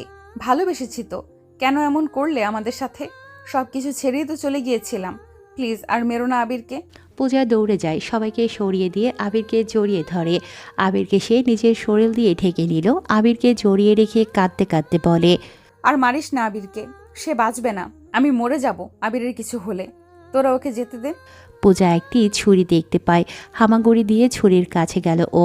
নিজের হাত তুলে নিয়ে পূজার পেটের সাথে লাগিয়ে বলে, আবিরকে যদি কেউ আর কিছু বলো, আমি নিজেকে শেষ করে দিব। আবির ওঠো, তুমি এখান থেকে চলে যাও প্লিজ। পূজা, ভালোবেসেছি তোমাকে। যা কিছু হয়ে যাক, হয়তো তোমাকে নিয়ে যাব, নয়তো তোমাকে রেখে কোথাও যাব না। এমন করো না আবির, আমার কথা শোনো প্লিজ। আবির চলে যাও প্লিজ। না। যাবে না তো? আমি নিজেকে মেরে ফেলবো। আবির উঠে দাঁড়ায়, কোনো রকমে উঠে এসে পূজার দিকে এগিয়ে যেতে থাকে। ভালোবাসা মানে না পৃথিবীর নিয়ম। সৃষ্টিকর্তা পৃথিবীতে 100% ভালোবাসা দেয়নি, 1% ভালোবাসা দিয়েছে পৃথিবী নামক ব্যস্ত গ্রহে। সেই ভালোবাসাটাই কত বৃহৎ। ভালোবাসা ধর্মের নিয়ম মানে না, ভালোবাসা মানে না কৃষ্ণবর্ণ, ভালোবাসা মানে না সম্পর্কের ঘোরপ্যাচ। এজন্য কৃষ্ণ তার মামির রাধার প্রেমে পড়ে বাঁশি হাতিয়ে বসে থাকত। মোহাম্মদ সাল্লাল্লাহু আলাইহি ওয়াসাল্লাম আল্লাহর প্রেমে মশগুল ছিল। পৃথিবীর সব মানুষই প্রেমের ধরন নিয়ম আলাদা। কেউ সৃষ্টিকর্তাকে ভালোবাসে, আবার কেউ সৃষ্টিকর্তার সৃষ্টি মানুষকে ভালোবেসে মরতেও প্রস্তুত হয়। কি জটিল বিষয়বস্তু। সবার জীবনে প্রেম আসে, প্রেম আসে না কেবল এলিয়েনের ভেতরে। মানুষ যেমনই হোক না কেন, একটা না একটা সময় মানুষের ভিতরে প্রেম আসবেই। আপনি যতই নিজেকে আটকে রাখুন না কেন, প্রেম আসবেই। ঠিক সেই প্রেমে মতোয়ারা পূজা আর নিজেকে আগলে রেখেছিল প্রেম হতে। প্রজিত সাহেবের করা নিয়মে প্রেমের নীতিটাই যেন সে ভুলে যায়। অথচ পূজাও প্রেমে পড়ে, প্রেমের নিয়মটাও শিখে যায়। প্রেমের কোনো আলাদা নিয়ম নেই। যে প্রেমে পড়ে তার মনের ভেতর প্রিয় মানুষকে কিভাবে সুখী রাখবে, সেই কার্যক্রমটাই হলো প্রেমের নিয়ম। পূজা সেই নিয়ম মেনেই প্রেমে পড়ে। কিন্তু কার প্রেমে? সমাজে দুটো ধর্মকে বেশি প্রাধান্য দেওয়া হয়, মুসলিম আর হিন্দু। কবি নজরুল বলেছিল, সবার উপরে মানুষ সত্য, তাহার উপরে নেই। ফকির লালন শাহ বলেছিল, মানুষে মানুষে ভেদাভেদ না করতে। প্রেম যেন সব কিছুর উপরে। কেউ প্রকৃতির প্রেমে পড়ে, কেউ বা মানুষের। সক্রেটিস ছিল সবচাইতে কুৎসিত মানব, কিন্তু একটা সময় গ্রিসের অ্যাথেন্স শহরের সুন্দরী মেয়েরাও সক্রেটিসের প্রেমে পাগল হতে শুরু করে। প্রেম জিনিসটা আপনি না চাইলেই হবে, চাইলে হবে না। আবির পূজার আর পূজা আবিরের প্রেমে আবদ্ধ। পূজার কষ্ট আবির সহ্য করতে পারছে না, আবিরের কষ্ট পূজা সহ্য করতে পারছে না। এটাই তো প্রেম। প্রেমে যে মজেছে সেই বুঝেছে প্রেমের উন্মাদনা। আবির দৌড়ে যায় পূজার কাছে। পূজার থেকে ছুরিটা কেড়ে নিল। দুজনে একসাথে হয়ে দাঁড়ায়। পূজা আবিরের হাত শক্ত করে ধরে। মরলে একসাথে মরবে, বাঁচলে একসাথে। প্রজিত সাহেব রাজ আর তন্ময়কে নির্দেশ দেয় ওদেরকে আলাদা করতে। রাজ এগিয়ে যায় আবিরের দিকে। কাব্যের কথা মনে পড়ে গেল আবিরের। অর্ককে ওরা মেরে ফেলেছে ভাই। আবির রাজের দিকে ফিরল। রাজ ছুটে আসে আবিরের দিকে। আবির একটা ঘুষি দেয় জোরে। রাজ ছিটকে পড়ে। তন্ময় পুজোর হাত টেনে ধরে। পূজা আবিরের হাত ছাড়তে বাধ্য হয়। আবির দৌড়ে যায় রাজের কাছে। রাজ শোয়া থেকে উঠতে যাচ্ছিল। আবির সোজা যেয়ে রাজের বুকের একপাশে ছুরি ঢুকিয়ে দেয়। রাজ আবিরের গলা টিপে ধরে। আবির ছুরিটা তুলে আরেকবার সেখানে বসিয়ে দিল। রাজ এবারে প্রবল শক্তিতে আবিরের গলা চেপে আছে। পজির সাহেব এসে পূজার হাত শক্ত করে ধরল। তন্ময় দৌড়ে আসে আবিরের কাছে। আবিরের পিঠে একটা রড ঢুকিয়ে দেয়। আবির তারপরও স্থির হয়ে বসে থাকে। রাজের বুকে ছুরি বসাতে থাকে। আজ যেন রাজকে একেবারে শেষ করেই দেবে ও। রাজের বুকে ছুরি বসাতে বসাতে বলতে থাকে, কুত্তার বাচ্চা, তোকে আমি মেরে ফেলবো। অর্ক আমার ভাই ছিল, আমাকে মারতি। ওদেরকে কেন মারলি? ওরা আমার ভাই ছিল। ভাই, আমি ওদের সব কটাকে মেরে ফেলবো। তোরা তন্ময় জোরে মাথায় একটা বাড়ি দেয়। আবির রাজের ওপর থেকে ছিটকে পড়ে। রাজ একদম নীরব নিস্তব্ধ হয়ে যায়। বাম পাশে পরপর কতগুলো ছুরির আঘাত সহ্য করেছে ও। তন্ময় এগিয়ে আসে আবিরের দিকে। আবির পিঠের থেকে রড টেনে বের করে। ওদিকে পূজা ও তার বাবার পা জড়িয়ে ধরে আছে। পূজা বারবার আবিরের কাছে ছুটতে আসতে চাচ্ছিল। পজির সাহেব কয়েকবার চর লাগিয়ে দেয় পূজার গালে। পূজা চর খেয়ে ক্লান্ত হয়ে মাটিতে পড়ে যায়। আবিরের দিকে হাত বাড়িয়ে চিৎকার করে কেঁদে ওঠে। তন্ময় এগিয়ে আসলো আবিরের দিকে। আবির রডটা টেনে বের করে তন্ময়ের দিকে ছুঁড়ে মারে। তন্ময় ডান হাতের কবজি সোজা ঢুকে যায় রডটি। আবির দুর্বল থাকায় রডটা তন্ময়ের বুক সোজা যায়নি। আবির এগিয়ে আসে তন্ময়ের দিকে। জোরে একটা ঘুষি দেয় তন্ময়ের গানে। তন্ময় রডটা টেনে বের করে ফেলে দেয়। আবির এগিয়ে আসতে থাকে। তন্ময় আবিরকে গালি দিতে থাকে। পূজা চিৎকার করে বলে, থামো, আবিরকে মেরো না প্লিজ, আর মেরো না। আবির যে পিস্তল হাতে নেয়। শরীর কাঁপতে থাকে রক্ত ঝরার জন্য। আবির একটা গুলি করে, কিন্তু গুলিটা তন্ময়ের বুকে নয়, তার হাত কাঁপার জন্য পায়ে যেয়ে লাগে। আবির পিস্তল ফেলে দেয়, রডটা হাতে নেয় সে। তন্ময় বলে, এ আবির থাম, এগুবি না একদম। তোকে কিন্তু বাঁচিয়ে রেখেছি আমি। শালা, মা, তোকে আমি মেরেই ফেলবো। আবির কথাটা বলে রডটা তন্ময়ের পেটে ঢুকিয়ে দেবে। ঠিক তখনই শার্ট করে কয়েকটা গুলি চলে। আবির পেছনে ঘুরে তাকায়। পূজা মাটিতে শুয়ে আছে। হাত বাড়িয়ে কাছে সে কয়েকজন পূজাকে ধরে রেখেছে। পূজার পেছনে দাঁড়িয়ে আছে প্রজিত সাহেব। তার হাতে পিস্তল আর 3টি গুলি করে আবিরের পিঠে। 3টি গুলি আবিরের পিঠে ঢুকে বেরিয়ে যায়। তন্ময় শোয়া থেকে উঠে রাজের বুকে থাকা ছুরিটা তুলে আনে। আবিরের কাছে এসে লাগাতার পেছন থেকে পিঠে ঢোকাতে থাকে। আবির ধপ করে মাটিতে পড়ে গেল। পূজার দিকে হাত বাড়িয়ে দেয়। সারা শরীরে রক্ত। পূজা সবাইকে ঠেলে ধাক্কা দিয়ে ফেলে দৌড়ে আবিরের কাছে আসে। আবিরকে নিজের কোলে মাথা রেখে শুইয়ে দেয়। আবিরের মাথায় হাত বুলিয়ে বলতে থাকে, আবির, তোমার কিচ্ছু হবে না। আবির, আমার হাত ধরো, দেখো আমি তোমার সাথেই আছি। তোমার কিচ্ছু হবে না আবির, তোমাকে আমি মরতে দিতে পারি না। আবির, এই যে আমি, দেখো আমাকে। পূজা কথাগুলো বলতে বলতে হাসতে থাকে। পূজার চোখ দিয়ে আর জল গড়িয়ে পড়ে না। সে হাসতে হাসতে আবিরের দিকে তাকিয়ে কথাগুলো বলল। আবির কাঁপা কাঁপা 2 হাত পূজার মুখের দিকে বাড়িয়ে দেয়। রক্তমাখা হাত পূজার মুখে লাগিয়ে আবির বলে, ভালোবাসি পূজা, অনেক বেশি ভালোবাসবে, এপারে ওপারেও। আবিরের হাত দুখানা ধপ করে নিচে পড়ল। পূজা হাসতে থাকে। আবিরের কপালে একটা চুমু দিয়ে হাসতে হাসতে বলে, ধুর পাগল, আমি এপারেই আছি তো ওপারেও থাকবো। এভাবে বলছো কেন? ঘুমাও এখন পাগলটা, আমার কোলে ঘুমাও, আমি তোমাকে ঘুম পাড়িয়ে দিচ্ছি। দেখো সবাই আমার আবির পাগলটা একদম বাচ্চাদের মতো করে ঘুমাচ্ছে। তোমরা কথা বলো না, ঘুম ভেঙে যাবে আবিরের। আবির, এই আবির। প্রজিত সাহেব এগিয়ে এলো। পূজার হাত টেনে উঠিয়ে নিল। পূজা তার বাবার হাত ধরে হাসতে থাকে। আবিরের দিকে তাকায় না। প্রজিত সাহেব পূজাকে টানতে টানতে নিয়ে যায়। কিছু দূর এসে হঠাৎ পূজার চেতনা ফিরে আসে। প্রজিত সাহেবের হাত ঝটকা দিয়ে ছাড়িয়ে দৌড়ে আবিরের কাছে আসে। আবিরের গালে চুমু দিয়ে আকাশের দিকে তাকিয়ে চিৎকার করে কাঁদতে কাঁদতে বলে, আবির, এই আবির, ওরা তোমাকে মেরে ফেলেছে। আমাকে রেখে তুমি যেতে পারো না। কথা ছিল একসাথে বাঁচবো। আবির, ওরা তোমাকে মেরে ফেলেছে। আবির, আবির। পূজা জ্ঞান হারিয়ে আবিরের উপরে পড়ে যায়। সবাই পূজার কাছে আসে। তন্ময় পূজার দিকে হাঁ করে তাকায়। ঘটনার আকস্মিকতায় সে অবাক হয়ে গেছে। তাড়াতাড়ি সবগুলো লাশ ক্যাটফিশ পুকুরে ফেলে দেয়। আবিরের লাশটাও ফেলে দেয় সবাই মিলে। মাছগুলো ছুটে আসে মাংস খেতে। দুদিন পর পূজার জ্ঞান ফিরে। বাড়িটা বেশ ভালো করেই সাজানো হয়েছে। পূজার জ্ঞান ফিরতেই সীতা দেবীকে দেখতে পাই সামনে বসে আছে। সীতা দেবী পূজার কাছে এগিয়ে আসতে আসতে বলে, মা, তোর জ্ঞান ফিরেছে? পূজা সরে যায়, বালিশখানা বুকে জড়িয়ে ধরে বলে, আপনি কে? আবির কোথায়? আমার কোলে সে ঘুমাচ্ছিল। আবিরকে কোথায় নিয়ে গেছেন? আবির কই? ওর খাবারের সময় হয়ে গেছে। আবিরের ক্ষুধা লাগছে। এই যে আপনি একটু খাবার এনে দেবেন, আবিরকে খাইয়ে দেব। এই দিন না প্লিজ, দাঁড়ান, টাকাটা দিচ্ছি। পূজা কথাগুলো বলে পার্স খোঁজার চেষ্টা করে, তখনই হাসি দিয়ে বলে, দেখুন না, আমার কাছে টাকা নেই। আবির এসে টাকা দিবে। আপনি খাবার আনেন না কেন? পূজার মা চোখ বড় বড় করে পূজার দিকে তাকিয়ে থাকে।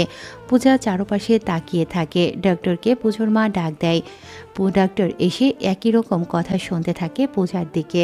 পূজার মায়ের দিকে তাকিয়ে ডক্টর বলে, আপাতত খাবার এনে দিই, প্লেটে জলদি করুন। পূজার মা দ্রুত খাবার এনে দেয় পূজাকে। পূজা খাবারের প্লেটে খাবারগুলো ডান হাতে দিয়ে মাখতে থাকে আর জোরে জোরে হাসতে থাকে।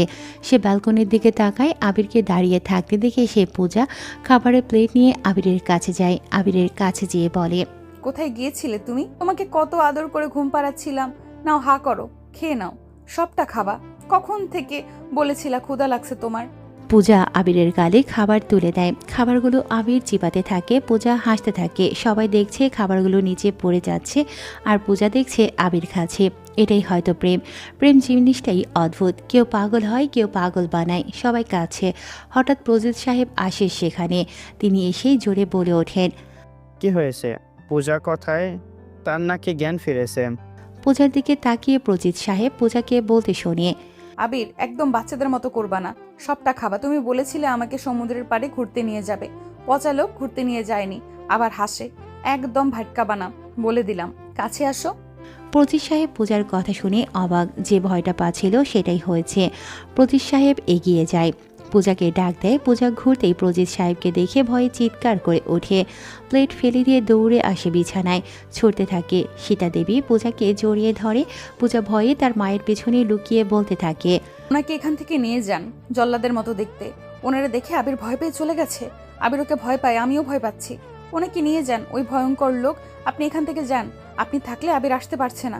আমি সাজবো, আবিরের সাথে ঘুরতে যাব। ওই শয়তান লোক, এই মহিলা, ওনাকে নিয়ে যান না কেন? প্রজিত সাহেব সীতা দেবীর দিকে তাকিয়ে বলে, জলদি পূজাকে সাজাও। সবাই বাহিরে বসে আছে।